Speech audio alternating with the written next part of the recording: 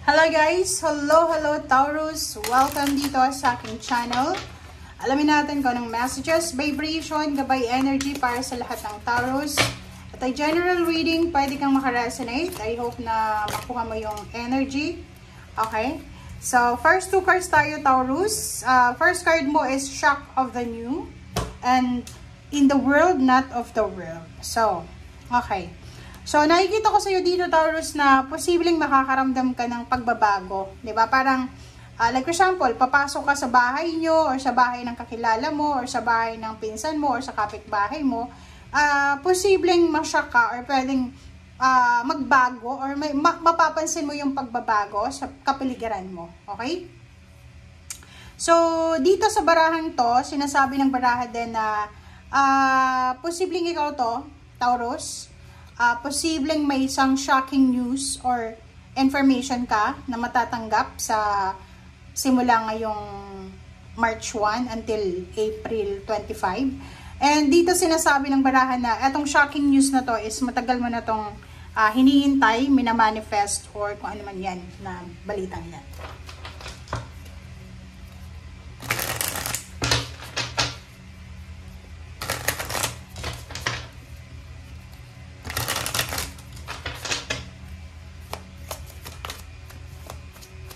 Okay, next card natin is familiar.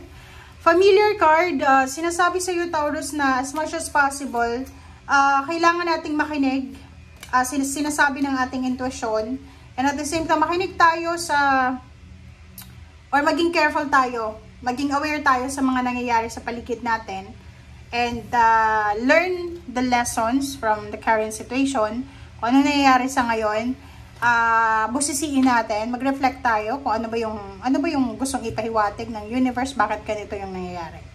Okay, familiar. Next is blue moon. Dito sinasabi na you're ready ka na, Taurus, para sa mga pagbabago talaga. So, you're waiting for this transformation, and ngayon is handang-handa ka na, pwedeng ready ka na sa travel, ready ka nang mag-relocate, ready ka na sa promotion, ready ka nang mag-apply ng trabaho, ready ka nang mag-asawa, basta ready na, yung babae ready nang magkaroon ng baby or anything. Okay, next is, dito naman sinasabi na you are on the right path. So, anumang sitwasyon, anumang pagkakataon na meron ka sa ngayon, sinasabi ng barahan na nasa tamang direksyon ka. Okay, you're on the right path.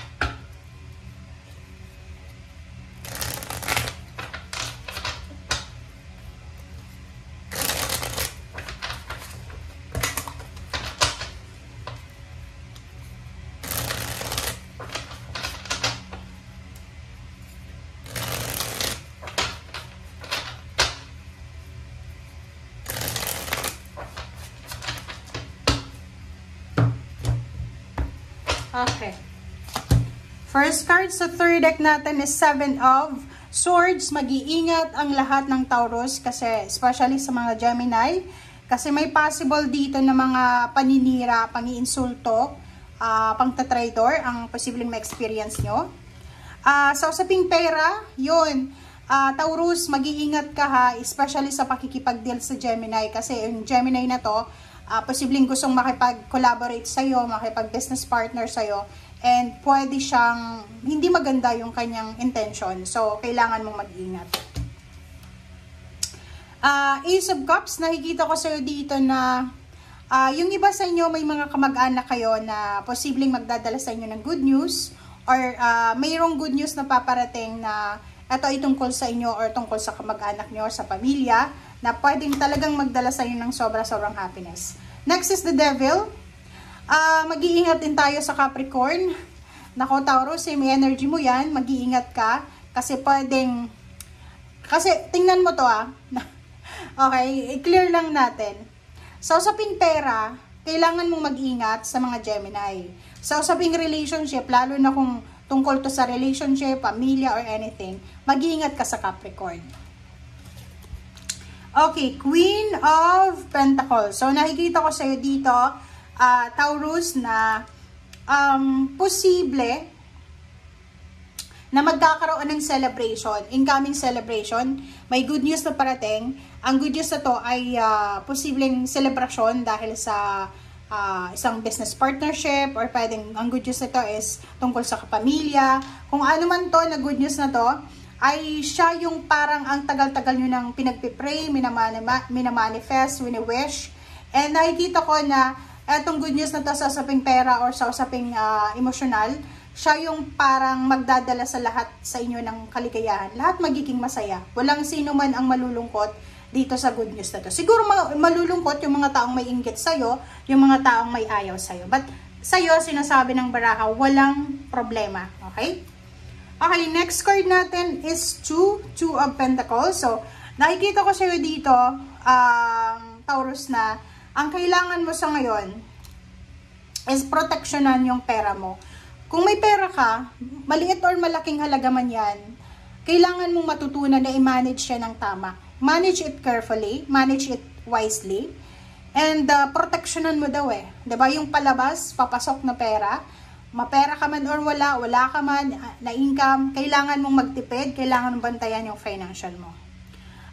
Queen of Cups, nakikita ko sa'yo dito na sa usaping relationship din, kahit sabihin natin na anak ko naman, asawa ko naman, kapatid ko naman, kahit karelasyon, kamag-anak, kadugo, pag yung pera na hawak mo ay nako-compromise na yung future mo, kailangan mo nang bantayan ito, kailangan mo nang i-manage ng carefully. Okay? Page of Swords, nakikita ko sa'yo dito na may isang future news na darating sa'yo. Pwedeng yung anak mo, pamangkin, apo, yung mga maliliit pa sila, posibleng makatanggap ng scholarship, ng kung ano man na kumbaga grants galing sa company, galing sa gobyerno, or saan man na private sector.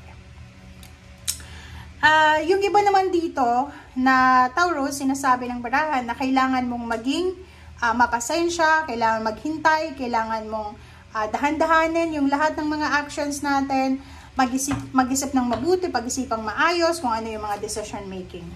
Ito naman is 8 of Wands. So yun. So, yung 8 of Wands is malakidlat to eh. Diba? Yung parang ang bilis ng action, ang bilis ng paggalaw. So, dito sinasabi ng baraha, mag-iingat ka sa sobrang bilis.